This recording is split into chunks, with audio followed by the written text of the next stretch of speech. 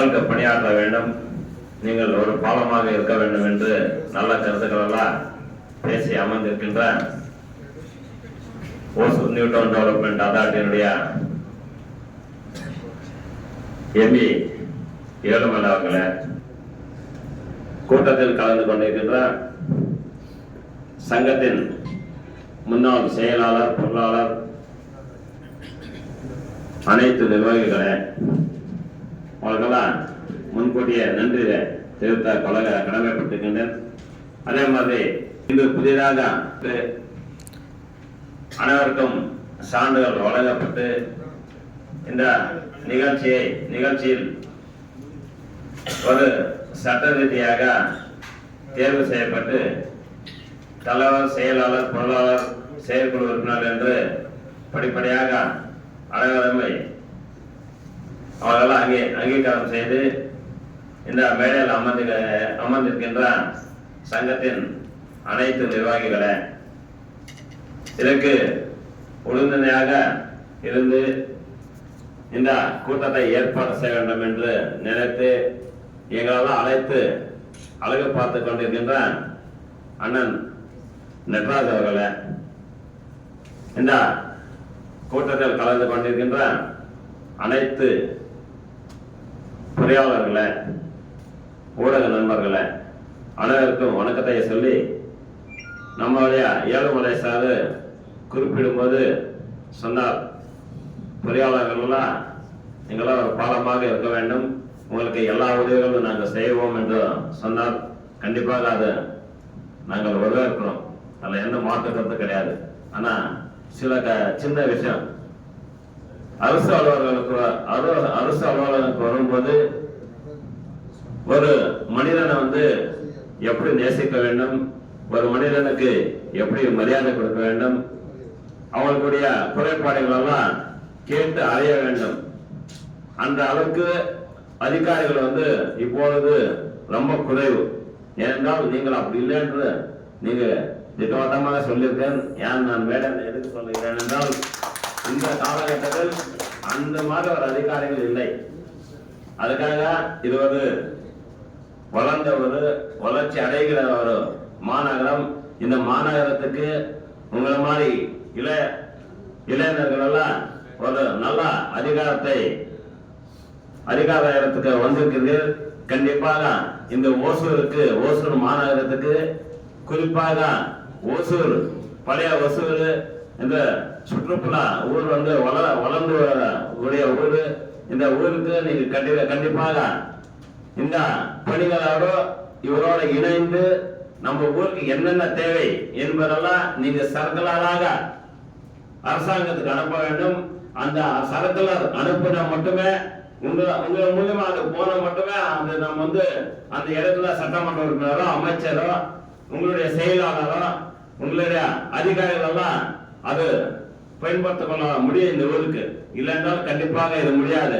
ஏனென்றால் சில சர்க்குலர் வந்தால அந்த அட்லீஸ்ட் அந்த பொறியாளர்களுக்கு அந்த சர்க்குலர் கொடுக்கணும். நீங்க அப்பதான் என்னென்ன சட்ட திட்டங்கள் இருக்கிறது, அதை எப்படி செயல்படுத்த வேண்டும், அப்பதான் மக்களுக்கு தெளிவாக இருக்கிறது என்பது அப்பதான் புரிய வைக்க முடியும்.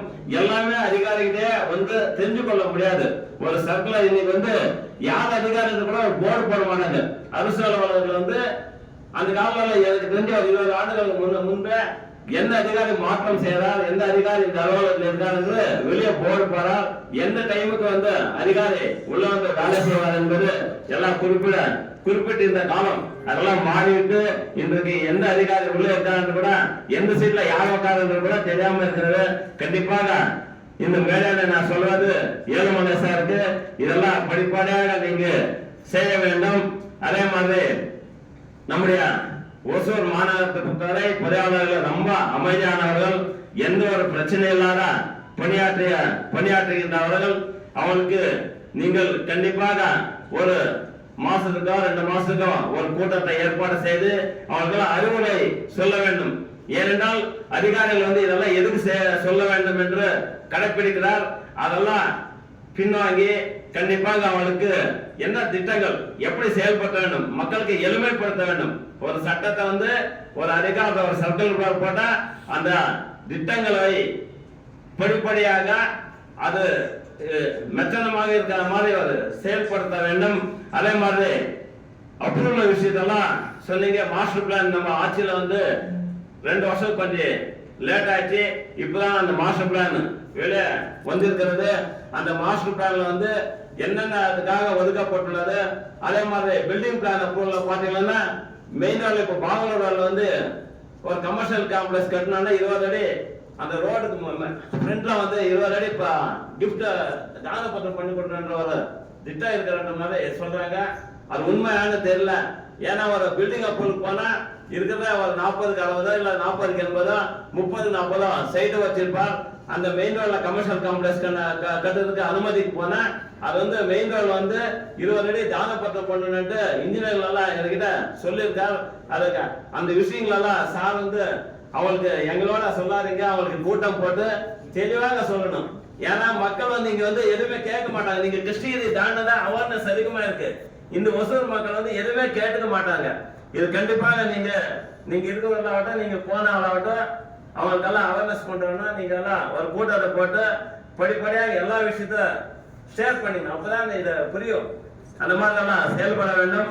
அதே மாதிரி ஒசூர் மாநகராட்சி பொறுத்தவரை உங்களுக்கு என்ன உதவி வேணாலும் எங்களுடைய அண்ணன் மேயர் இருக்காங்க, நாங்களும் இருக்கோம், சட்டமன்ற உறுப்பினர் இருக்காங்க. என்ன உதவி வேணாலும் நாங்கள் கண்டிப்பாக உங்களுக்கு உறுதுணையாக இருந்து செயல்படுவோம் என்று சொல்லி எனக்கு பேச வாய்ப்பு அனைவருக்கும் நன்றி சொல்லி விடைபெறுகிறேன். நன்றி, வணக்கம். ஆக நம்முடைய இந்த சிறப்பு விருந்தினர் கலந்தவங்க அத்தனை பேருக்கும் என்னுடைய வாழ்த்துக்களை தெரிவித்துக் கொண்டு, பொதுவாக இந்த ஒரு நிகழ்வு பொறுப்பேற்கின்ற பொழுது ஒரு படப்படப்பு இங்க எல்லாருக்கும் இருக்கும். அந்த பொறுப்பேற்கிறவர்களுக்கு அந்த படப்படப்பு அடுத்து நம்ம என்ன செய்ய போறோம், எப்படி செய்ய போறோம் என்ற படப்படப்பு இருக்கும். அது இந்த 3 பேர் நல்லாவே தெரியுது. யாரும் சிரிக்க கூட மாட்டாங்க. ஆக நீங்கள் இந்த சங்கத்தை நல்ல முறையிலே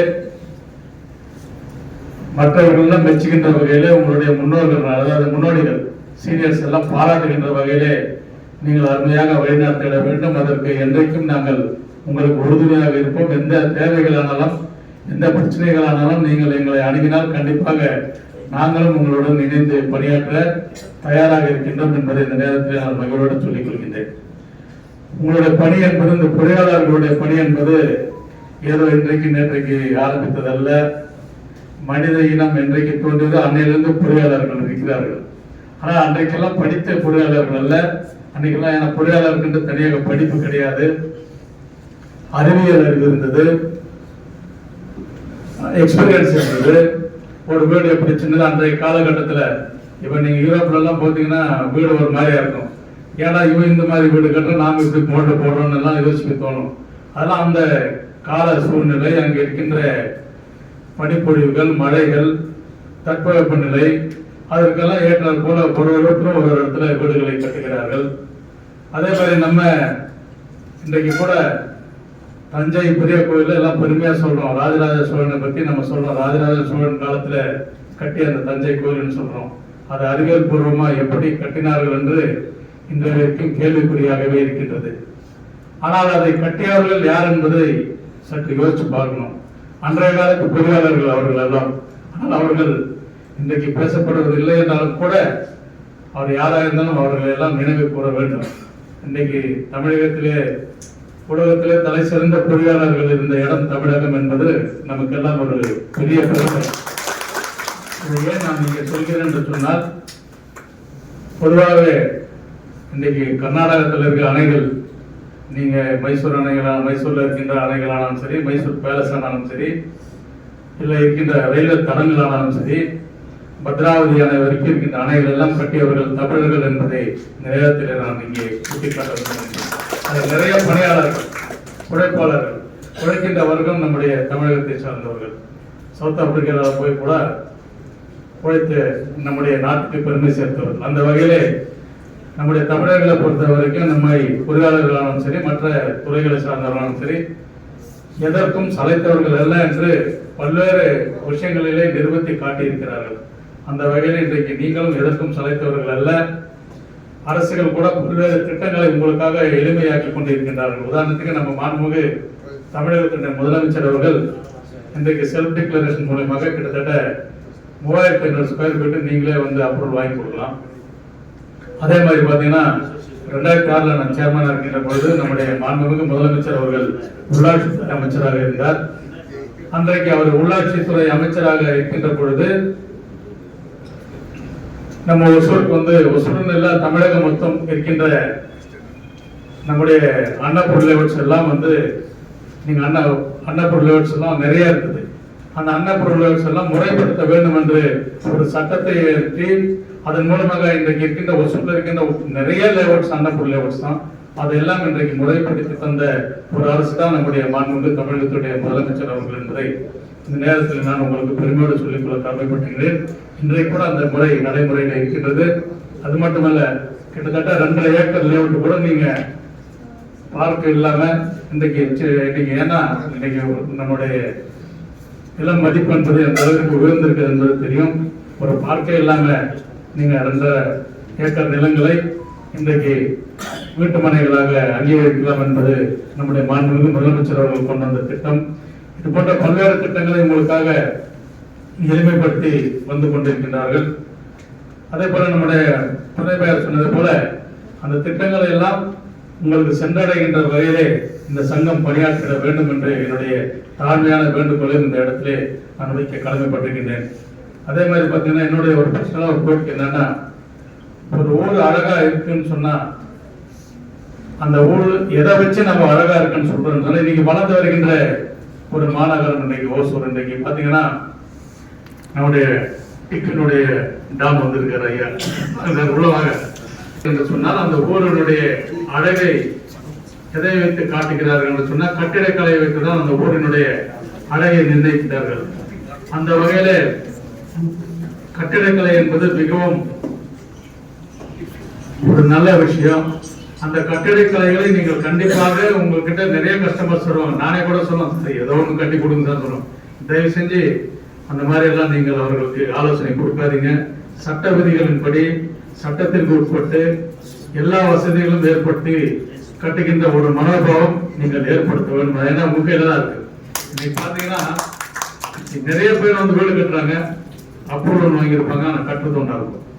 பில்டிங் ஒன்று வாங்கியிருப்பாங்க, கட்டுறது ஒன்றா இருக்கும். இண்டஸ்ட்ரியலுக்கு ஒரு அப்ரூவல் வாங்கியிருப்பாங்க, ஆனால் கட்டுறது வேற மாதிரியா கட்டுவாங்க. அதெல்லாம் தயவு செஞ்சு நீங்கள் ஊக்கப்படுத்தாதீர்கள்.